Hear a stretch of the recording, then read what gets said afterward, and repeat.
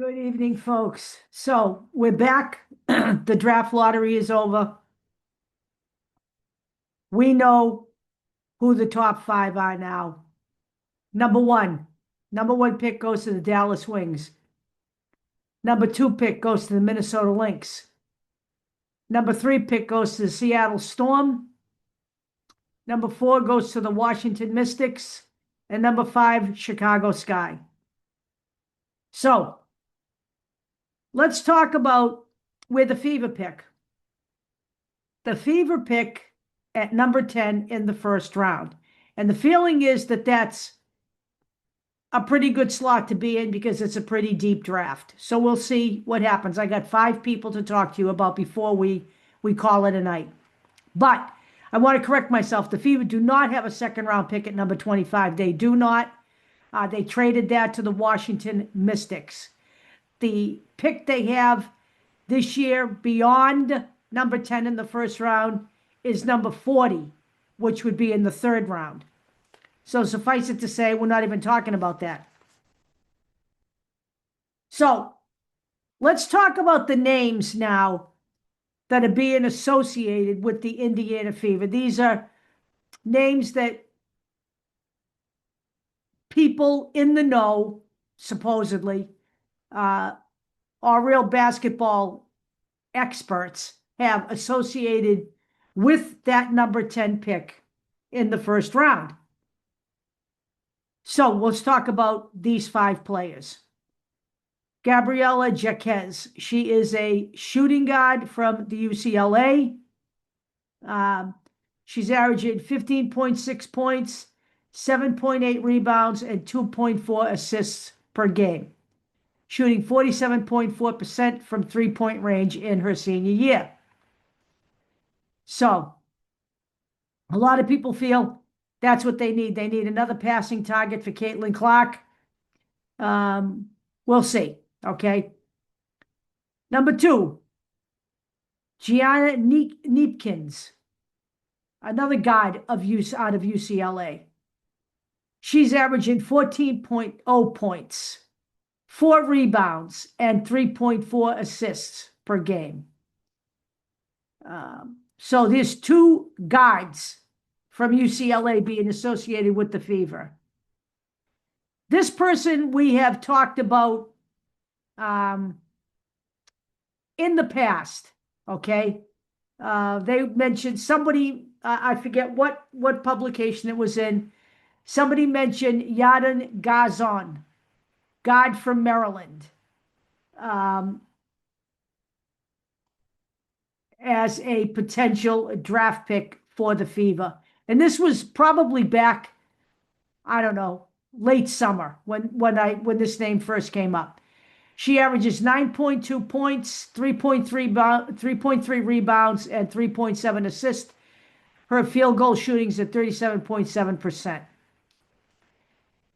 Once again, the name came up. Medina Alcott, South Carolina Gamecock center, averaging 13.2 points, 10.6 rebounds, and 2.0 blocks per game.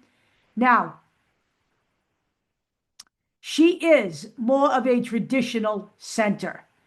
And I see that as a benefit for the Fever because, quite frankly, Aaliyah Boston is extremely versatile. Okay, Aaliyah Boston is listed as a center/power forward. Okay, Medina Alcott is 6'6", and Aaliyah Boston is 6'5". But Aaliyah Boston can bring the ball up. Aaliyah Boston can pass the ball. So Aaliyah Boston can play either center or power forward. And there is nothing wrong with Medina Alcott being a more traditional center. In fact, I would say that would be a better selection for the Fever because someone's going to have to set up light housekeeping in the paint and make those shots count. And it would be nice to have somebody in there that could give Aaliyah Boston a bit of a break, a bit of a breather during games. However, one of our followers mentioned Clara Strack, Kentucky Wildcats center. She's averaging 16.9 points, 12.1 rebounds, 2 assists, and 3.1 blocks per game. She, to me, sounds like a more traditional center. I looked her up as well. So none of the, the people who are out there in the supposed world of experts in the WNBA draft and what teams are looking at have mentioned Clara Strack. I have to say that was somebody who follows our video channel that mentioned her. So I looked into her. But those are the 5 names. Okay, I'm counting Clara Strack in there because, it makes sense. Now, the thing about Medina Okot to remember is that Aaliyah Boston is from the South Carolina Gamecocks as well. And there was mention that Aaliyah Boston may be making a visit back to her alma mater. And the speculation was whether she could, or whether she was going there to sell Medina Okot on the Fever, because as I mentioned earlier the video earlier today, she has another year of eligibility, and someone's going to have to talk her out of that year of eligibility. Okay, so the coach is Dawn Staley, and Dawn Staley wants to keep her for another season. So it's going to take somebody maybe going down there and doing a little schmoozing. And they were mentioning that Aaliyah Boston may be doing that. And we're wondering if that was the reason for Aaliyah Boston's trip back to South Carolina. So we'll see. We'll see how this all shakes out. But this could be an interesting year in the draft. But I would say the free agency festivities start in January, provided that we have a CBA. So that's going to happen even before the draft actually occurs. The draft is in April. So by the time they get to choose, it could be a very different looking Indiana Fever anyway. So we're kind of putting the cart before the horse here. I really do believe that the free agency situation